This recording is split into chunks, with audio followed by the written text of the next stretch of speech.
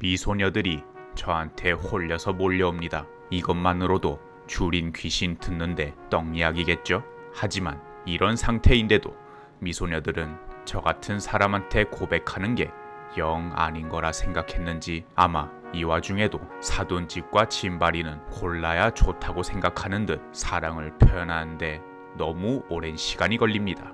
이번 주인공은 이름이 없습니다. 그 위대한 지극히 평범한 고등학생이죠. 이 녀석은 갑자기 자기 책상에 컴퓨터 본체만한 큰 택배 박스가 떡하니 와도 놀란 기색 없이 안에 들어있던 아무리 봐도 목표 달성을 하지 못하면 벗지 못할 것 같은 VR 기기를 한 톨의 의심도 안 하고 머리에 써버릴 정도로 조심성이 없습니다. 그 증거로 침대 밑에 삐져나온 신성한 잡지와 아무것도 없는 서랍에 덩그러니 놓여있는 더 신성한 잡지를 엔딩을 볼 때까지 지우는 꼴을 못 봤습니다. 동방사기는 백지장도 높다고 하였는데 주인공은 좀 조심성을 길러야겠습니다. 이 안 열리는 서랍엔 뭐가 있는진 전 모릅니다. 손자 밥도 먹고 천장 쳐다보듯이 넘어갑시다. 아무튼 VR 기기를 착용하는 부작용으로 학교의 모든 여성들이 사랑한다고 뺨을 때리고 밟고 용언을 날리러 오는 와중에도 파트너인 천사 리스와 함께 악마 포인트를 모읍니다. 이 녀석은 천사 리스입니다. 천계에서 패급으로 잘릴 위기에 처해서 주인공에게 VR 기기로 악마를 퇴치해달라고 부탁하는 매주둥이의 오리발격인 천사입니다. 브리핑은 오버워치 그랜드 마스터급으로 간결하게 잘해줍니다. 왼팔도 쓸모가 있다고 그냥 천계에서 프로게이머하면 잘할 것 같네요. 얘는 딱 봐도 주인공의 소꿉친구 포지션인 동급생입니다. 이름은 나나코로서 지금 리뷰에서 다루는 루트에서는 끝부러진 송곳입니다. 사실 이번 루트에서는 별거 없어서 스킵합니다. 이거 대화 스킵도 안 돼서 물건이나 좀 떨어뜨려 봐야겠습니다. 쿠로나입니다. 천사 리스의 라이벌격인 악마입니다. 딱 봐도 꽝 떨어진 메인게 움직입니다. 주인공을 방해하는 천재 악마 견습생입니다. 그런데 중요한 건 앞서 말했던 이 세 명은 이번 루트의 스토리에선 그냥 아무런 역할이 없습니다. 그냥 들러리입니다. 나무도 크게 자라야 소를 맬 수 있듯이 다른 루트에서 빌드업을 조금 더 세워야 역할이 있습니다. 이번 히로인인 콘도 치루입니다. 최근에 치루로 고생을 해서 그냥 얘를 공략해보자 해서 공략하는 히로인입니다. 주인공 옆집에 사는 소녀로서 중학생처럼 보여도 주인공이 다니는 고등학교의 1학년생입니다. 인간들은 원래부터 악하다는 순자의 성악설을 내세우며 사람 만나기를 꺼려하고 집에서 클래식 게임을 즐기는 등교 거부 히키코모리가 됐습니다. 사실 대전 온라인 게임을 처음 했을 때 상대편에게 욕을 무진장 들어먹어서 그게 트라우마가 된 거지만요.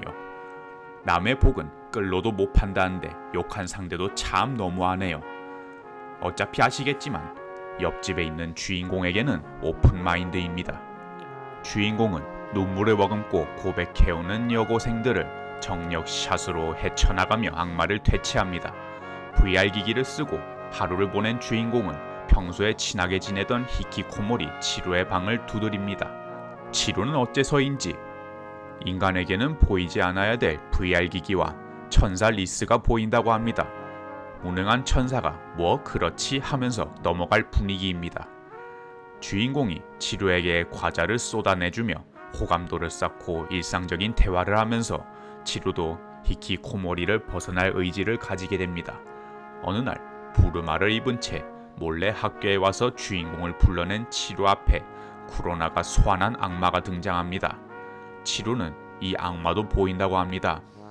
알고 보니 치루는 그야말로 천상계의 천사였고 온라인 게임에서 인간들한테 욕을 무진장 들어먹고 샷건을 치다가 인간에 대해서 좀 더 공부해오라는 여신의 명령에 의해 지상으로 떨어지게 된 것이지요. 페로몬 고글이라고 하는 이 VR 기기와 헤어드라이어의 프로토타입도 치루가 개발한 것이라고 합니다. 천사의 힘이 돌아온 치루는 천계로 돌아갈 수는 있지만 놀고 먹으며 게임을 할 수 있는 지상에서의 생활이 너무 좋다며 같이 돌아가자는 리스의 제안을 거부합니다. 심지어 여차하면 천사들을 관장하는 여신님을 격파할 수 있는 무기까지 만들었다고 합니다. 리스는 설득할 수 있는 사람이 주인공밖에 없다 하면서 도와달라고 말합니다. 주인공은 결국 여신 대학 무기 네오 하트 블레이저를 사용하며 공격해오는 치료를 사랑의 힘으로 설득시킵니다. 이렇게 치료는 동양아치 쪽박 깨지듯이 네오 하트 블레이저를 부숴먹습니다.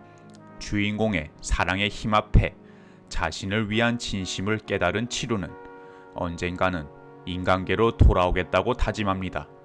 이후 천계에 돌아간 치료는 천계에서의 연구 명목으로 다시 인간계로 돌아올 수 있게 되고 주인공에게 고백을 하는 것으로 치료 루트 A는 끝이 납니다.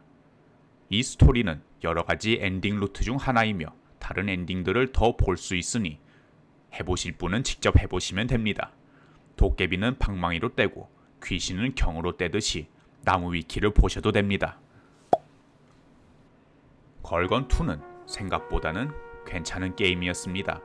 기적의 분식집도 오글거리지 않고 플레이한 항마력이 강한 제 기준으로 말씀드리자면 전작에 비해 늘어난 플레이 타임과 스케일, 매력 있는 신규 캐릭터들은 그래도 게임답게 만들었다고 느껴졌습니다.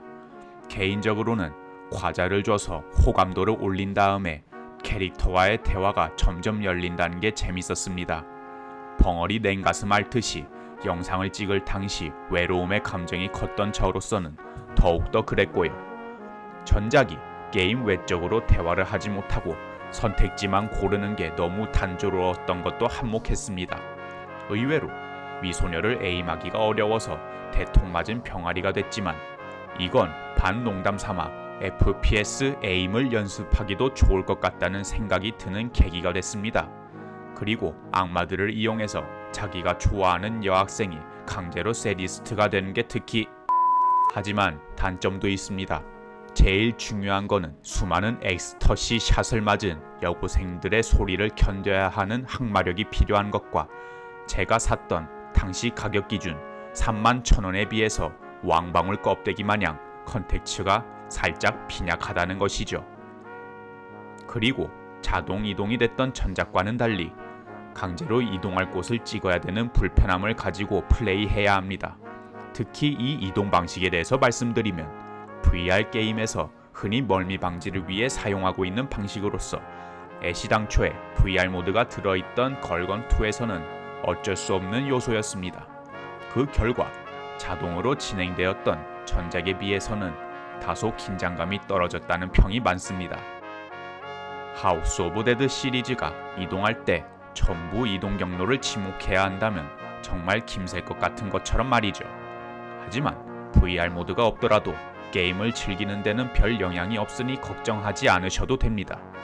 참고로 이렇게 대놓고 VR 모드를 노린 걸건2를 스팀 측에서는 VR화 예정이 없다고 송곳 거꾸로 꽂고 발끝으로 차버리듯이 VR에 관련된 모든 요소들을 삭제해버려서 팬들의 반발이 일어나 결국 DLC로 추가하게 되는 일이 있었습니다.